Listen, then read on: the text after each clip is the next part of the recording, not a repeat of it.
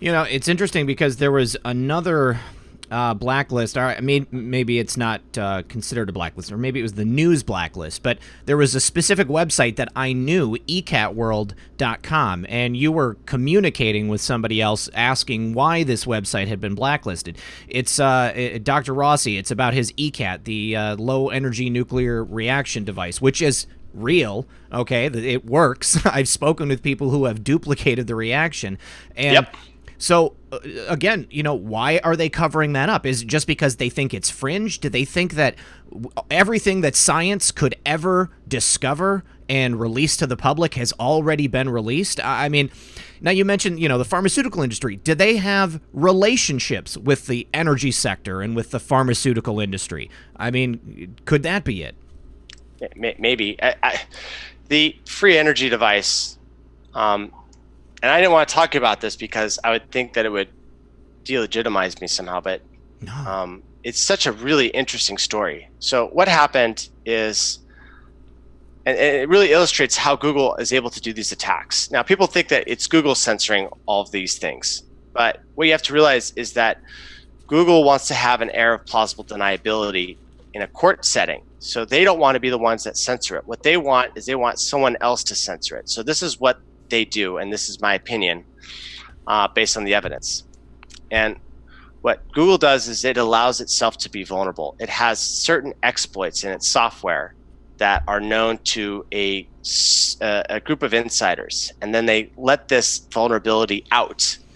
And another group of insiders then know about this exploit. And then what they do is they start hitting this exploit on Google in order to take down a website or censor someone or knock their account offline. I saw this with Jordan B. Peterson, and from the patterns, I suspect that is the same thing that they did to deactivate Tulsi Gabbard's account following the DNC debates. Yeah. So what I saw with this free energy is this exact same pattern.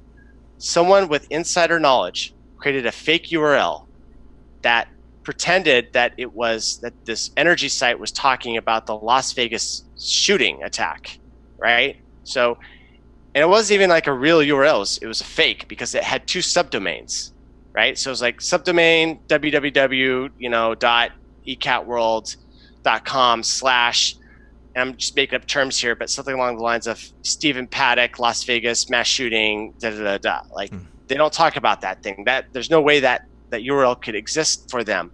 When I attempted to, put that URL into a browser, it wouldn't even bring up any web page. It was like non-existent. So somebody had specifically designed this fake URL that triggered a site-wide censorship block on this energy website, making them think that they were blocking fake news about the Las Vegas shooting massacre. It's like, wow, like I gotta hand it off to them, like whoever did that, like that's an act of mental gymnastics in order to take that down.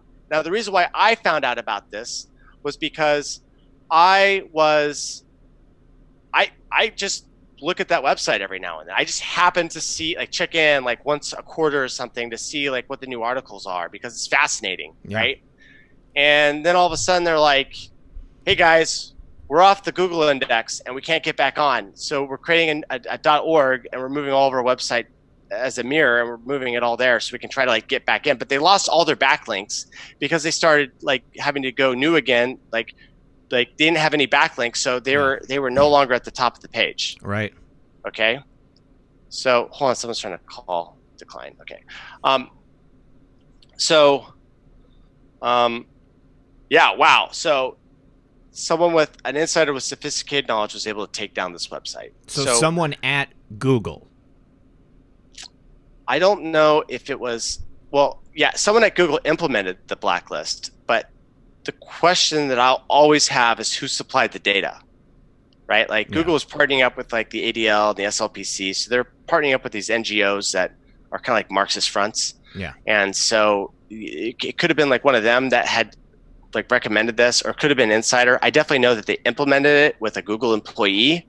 So they're the ones that actually took this list and went, there you go. So,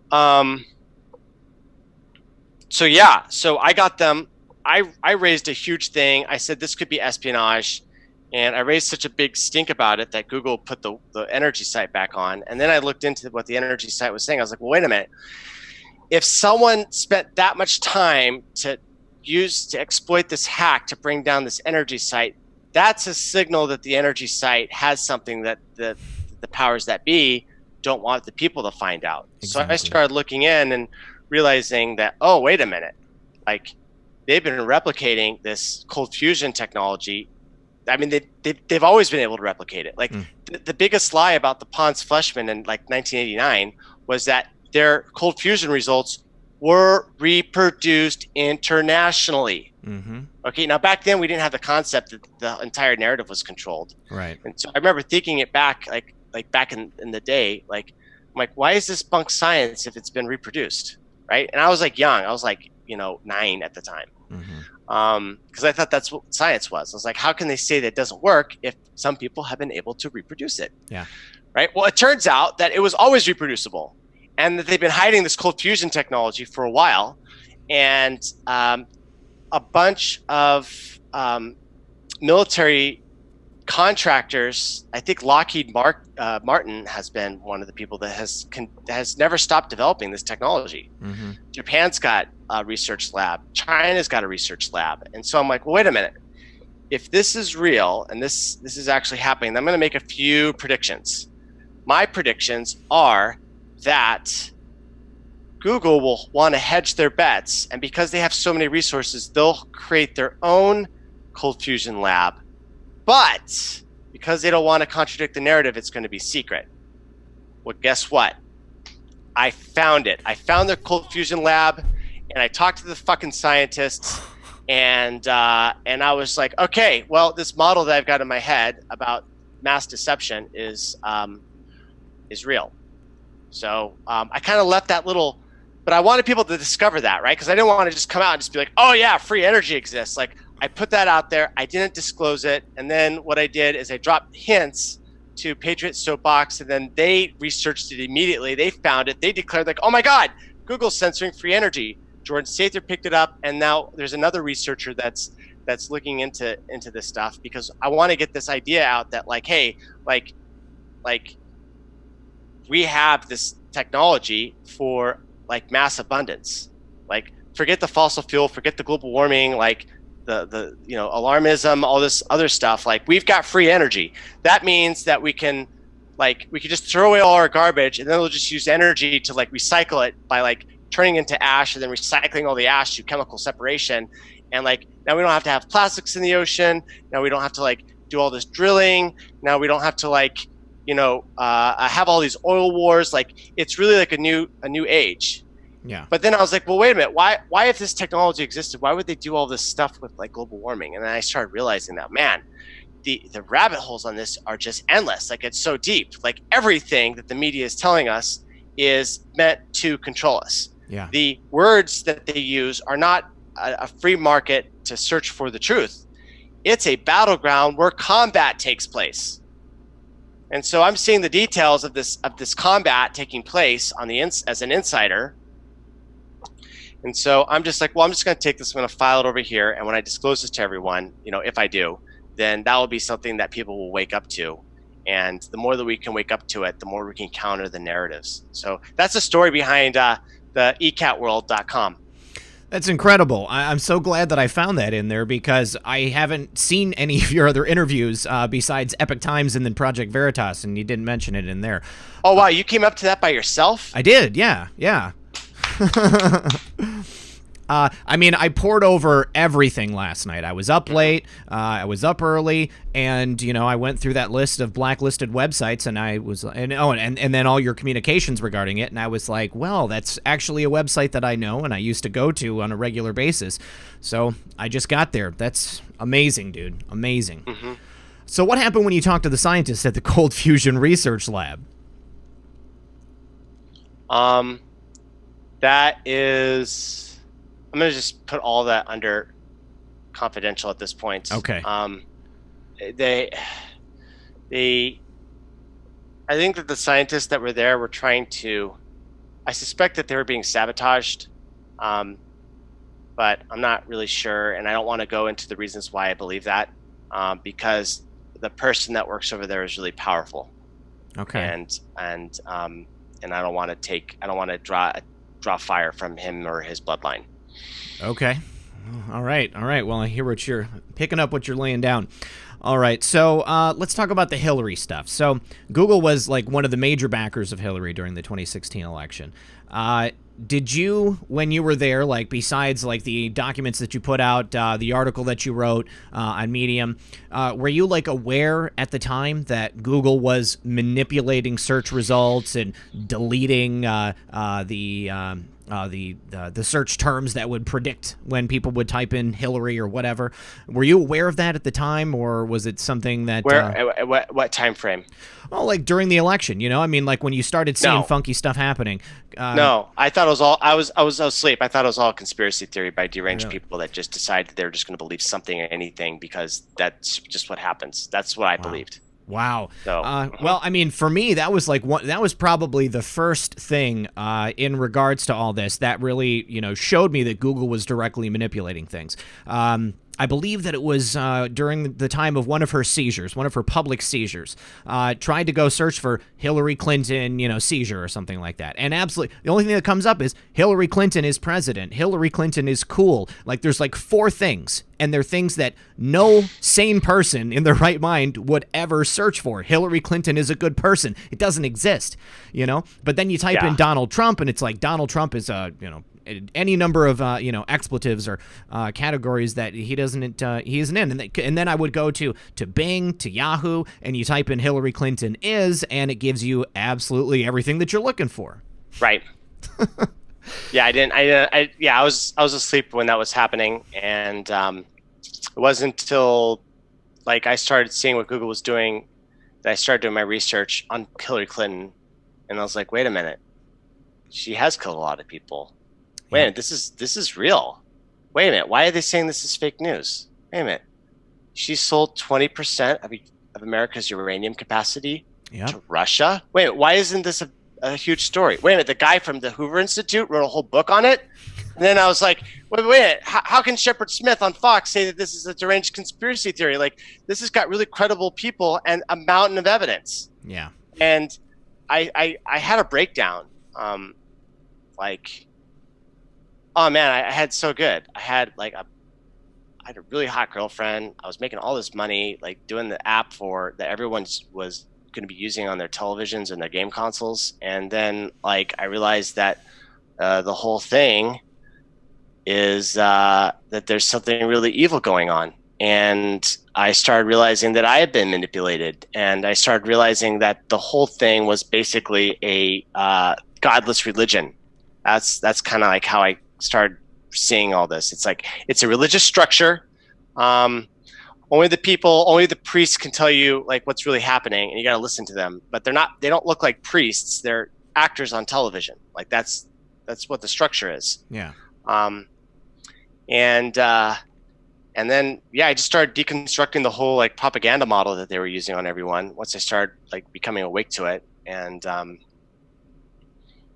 then I got really angry.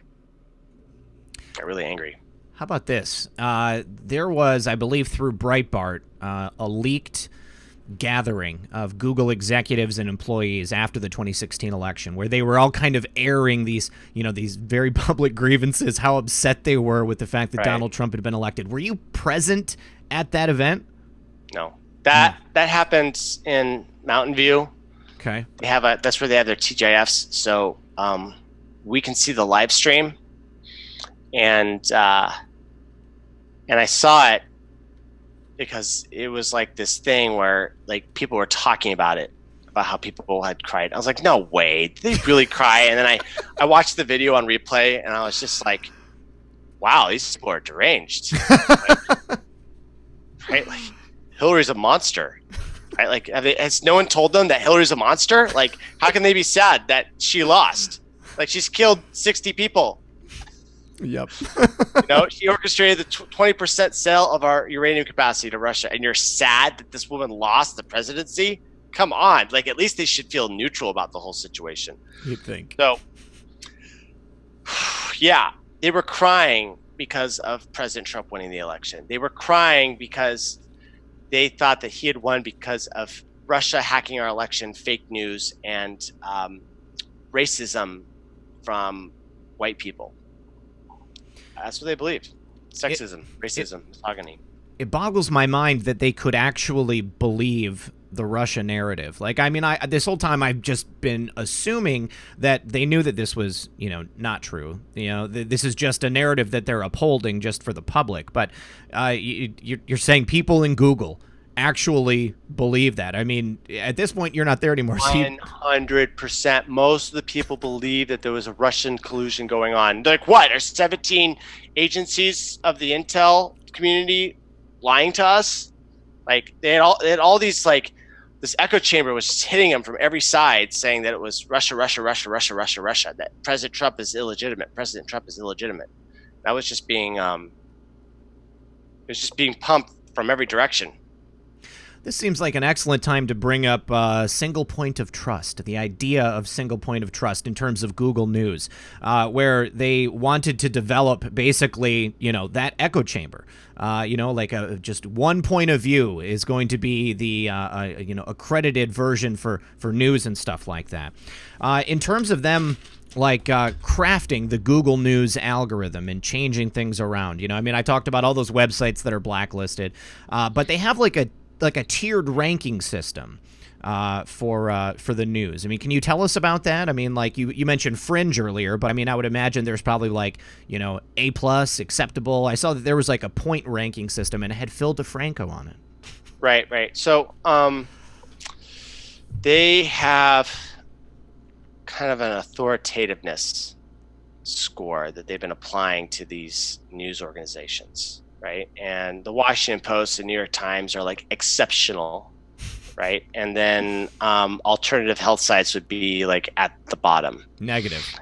Yeah, negative. I think it was like the Next News Network or something was like lower than Alex Jones. And they called me up and they're like, what the hell? And I'm like, I don't know. What did you guys talk about? Like, did you say the wrong thing? I don't know why they would get hit so hard. Yeah, and what's really funny is that the news sites that have done the most fraudulent conspiracy theories, about the election, the New York Times, the Washington Post, are like right there at the top. Number one. It's like number one. It's just like, what the heck? And so, what really illuminates this idea of what they were doing was illustrated in a video. And I was wondering if you could get that video. It's on my Twitter feed. Yeah. It's Susan in an internal conference in 2017. I think it was June. It was called the Stream Event. Okay, Zach, I've got that video pulled up. Why don't you give us a little introduction? Tell us what we're about to watch. Okay, so what we're about to watch is a video that the CEO of YouTube, Susan Wachowski, gave to all the employees June 17th at the Stream Event. And this gives you an idea of what they think of fake news and authoritative news. So let's roll it. All right, here we go. Second area, fake news. This is a hard area. A year ago, we didn't have the term fake news. Now everything is about fake news. We hear about it every single day. It's had a lot of concerns about how it affected the election, how it affects politics. News is important to us. We are a platform with global distribution. We talked about the number of users that are coming to us. We have some responsibility to make sure that we are delivering the news when something important happens in the world, when there's a crisis. We think people could benefit from this news. So news has always been important to YouTube.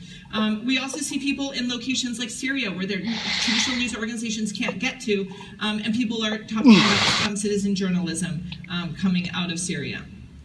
So what are we doing? Basically, this sounds easy, but it's really hard to do. We're pushing down the fake news, we're demoting it, and we are increasing the authoritative news and promoting it. How do we do that? We have a whole system. We came up with trashy news where we have build classifiers, we identify it, we look for salacious, for clickbait, content that isn't, that we don't think is the authoritative news. It's just kind of encouraging people to look at, but it's not true. We're training, we added these instructions to our raters, and we've updated our classifiers, and we are working to understand, identify that with machine learning, and then to push that down.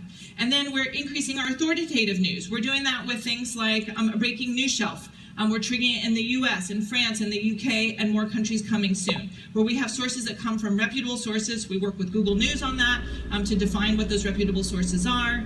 It triggered last week in the London Bridge attacks. It's also going to trigger on search. When you type in something, you're looking for a news event, you're going to see news there. We're also working with a lot more news publishers. News publishers don't want to be in the technical business of running their own player. We can do that for them.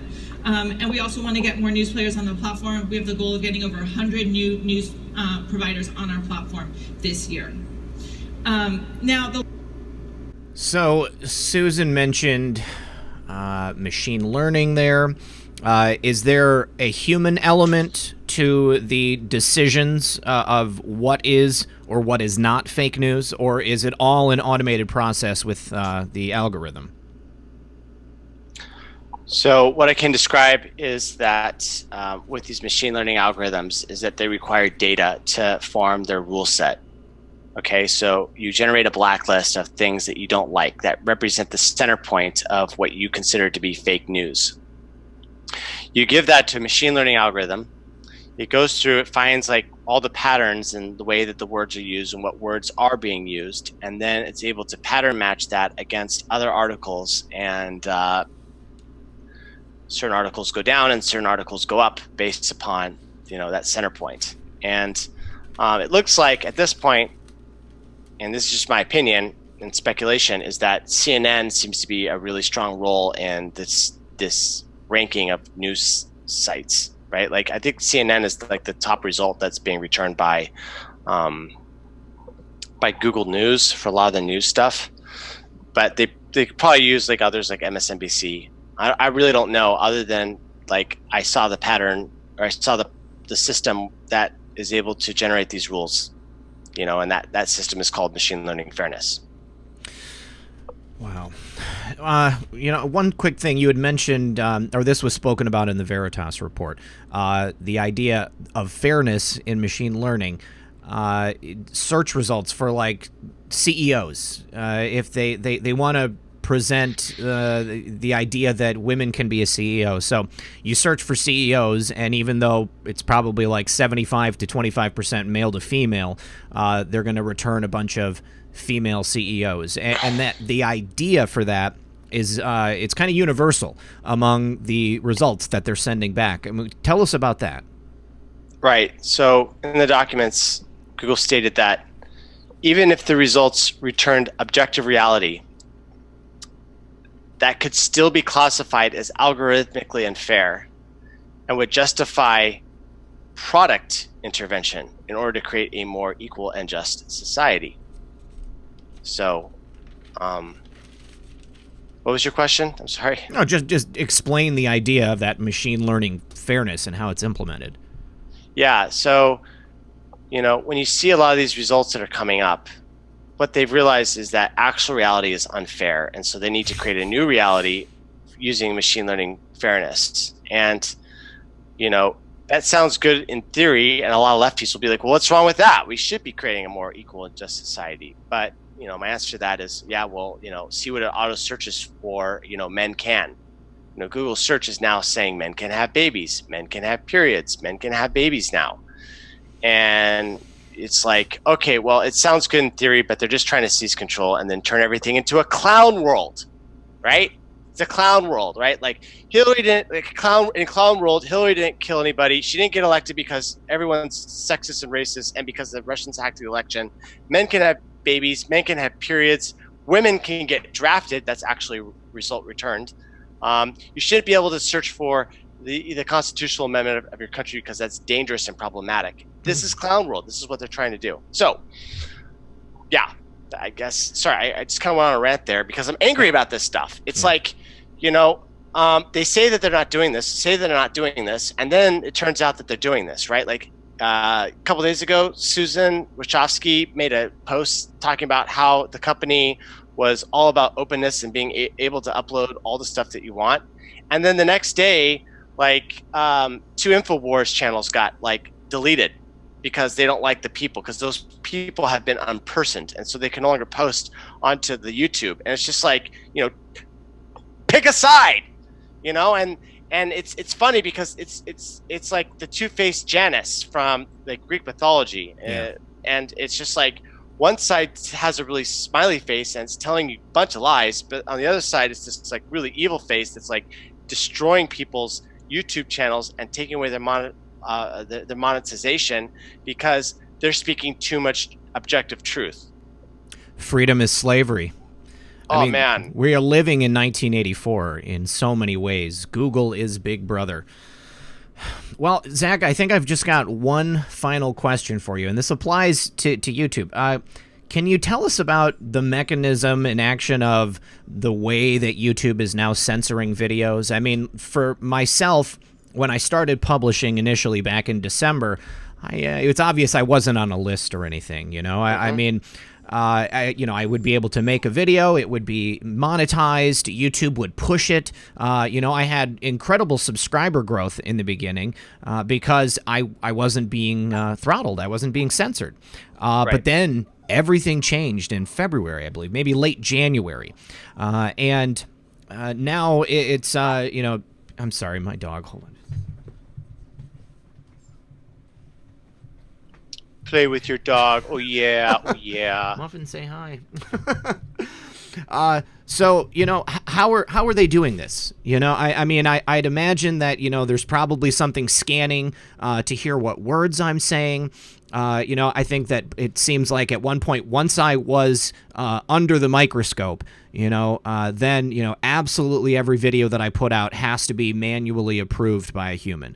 And once it's approved, or once it's been viewed, rather, maybe 40 to 50% of the time, they determine that there's nothing offensive in that video. I work pretty hard to make sure that I'm, skirting the boundaries of, I guess what's acceptable, and that's, I put out as much truth as I can without trying to be inflammatory, I mean, it's objective. So, what are they doing? How are they doing this to us?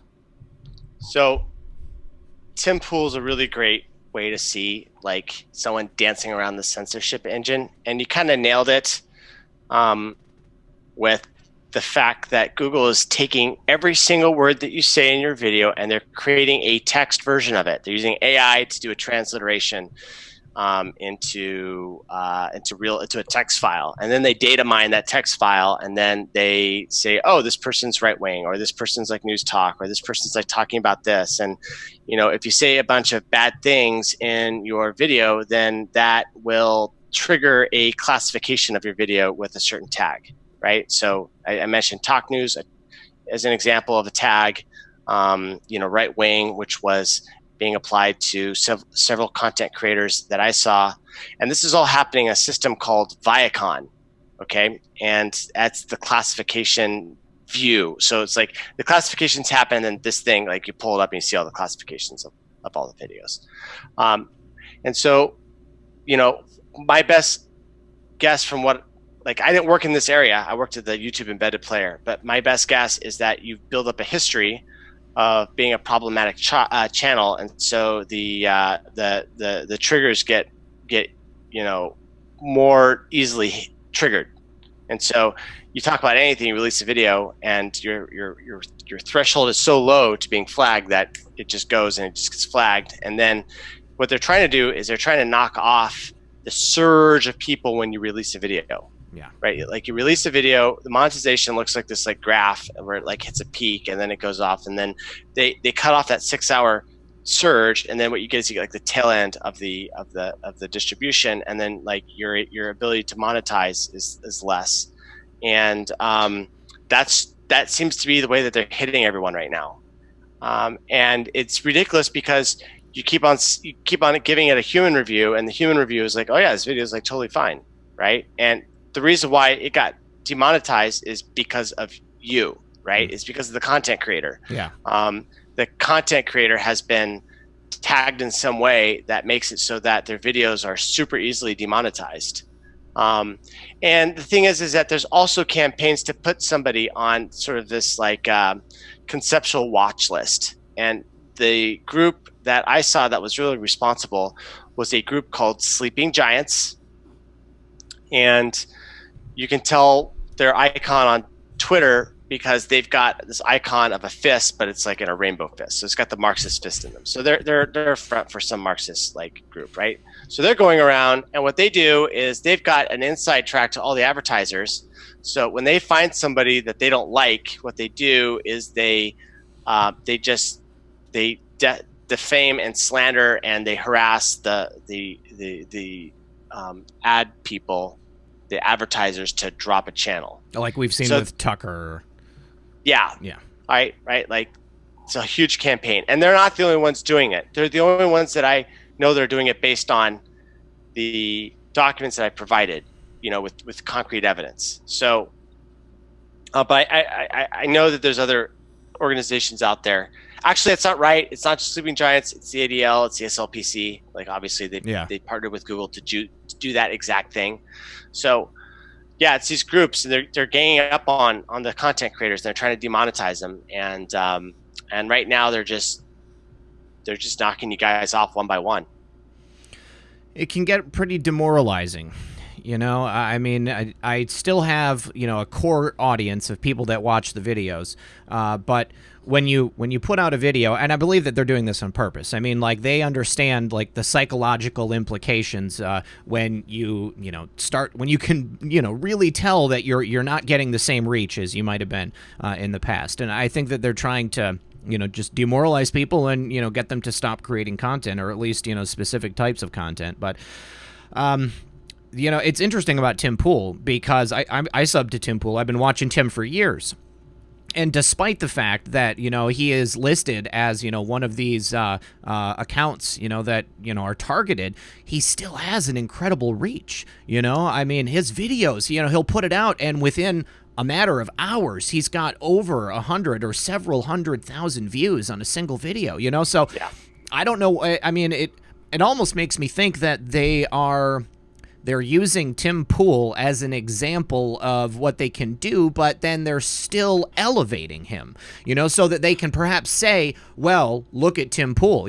Tim Pool is producing content that, we're not approving. However, because Tim Pool is getting the reach that he's getting, that's proof that we're not suppressing him. Right. Yeah. They're like, if we're suppressing everyone, then how come Tim Pool's got such a large following, right? Exactly. And in order to figure out, like, who's being suppressed or not, you need to get access to the whole system. Well, Google's not going to allow you to get access to the system. Like, they've been fighting electronic discovery, and they drag it on for years because they don't want anyone to get inside of their system and see how it all works, which is the reason why, one of the reasons why I did the disclosure is because, look, like, Google's accusing everyone of being a conspiracy theorist. Well, my evidence proves that it's now conspiracy fact. Exactly. And it's been so damaging to their narrative. And now they went from having a little bit of legitimacy and plausible deniability to now it's just to having none, right? Absolutely. Like, we all know they're now pathological liars, and that the words they use don't mean anything. They're just it's doublespeak. Yep. Exactly. Well, Zak, was there anything from the your release that we didn't hit on that you just wanted to make sure that we touched on briefly? Yeah. So the breaking point for me was when I discovered that when I caught Google deleting words out of their translation dictionary in order to make Trump tweets sound crazy. That's right. Yes. Tell us about that. Yeah. So May 2017, Trump goes to Saudi Arabia. He comes back and he says, despite all the negative constant press, kafefe. Yep. Well, it turns out that kafefe is a very ancient word. It's Arabic for we will stand up. Yep, I will stand up. I've heard another translation saying we will stand up to those that are fallen, something like that. Anyways, the New York Times ran this hit piece saying, no, kafefe isn't actually a word. And everyone out there on the internet researching and saying that is just an idiot. We talked to someone at a high credentialed university, and they said that this was definitely not a word. So it's not a word.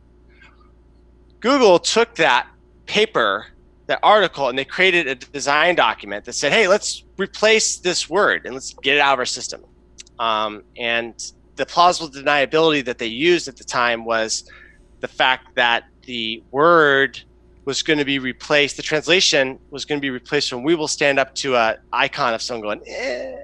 Yep. Which actually would have been a lot better, because that's kind of funny, and then you know that they're playing around with us, but it doesn't translate to anything right now. So I saw this document, and then I went in and I saw that there was the implementation notes. The people implementing it, the censorship, called themselves the Derrida team, after Derrida, the philosopher who advocated for the destruction of Western civilization through the manipulation of words and changing their definition. How fitting is that? What a tell. That name would then be used for the censorship team. So I saw the censorship team, you know, they'd taken this word out of the dictionary to make a Trump tweet sound crazy, and then that craziness was used by the media to try to push for removal via the 25th Amendment, Section 4. Yeah. So I was like, okay, this is no longer just bias. This is active sedition, possibly treason. Yeah. I have to come forward now. And that was my breaking point. I was like, I got to come forward. The American people have to know that, you know, there's some crazy amount of censorship going on. Well, once again, I have great respect for what you've done, for your sacrifice and coming forward.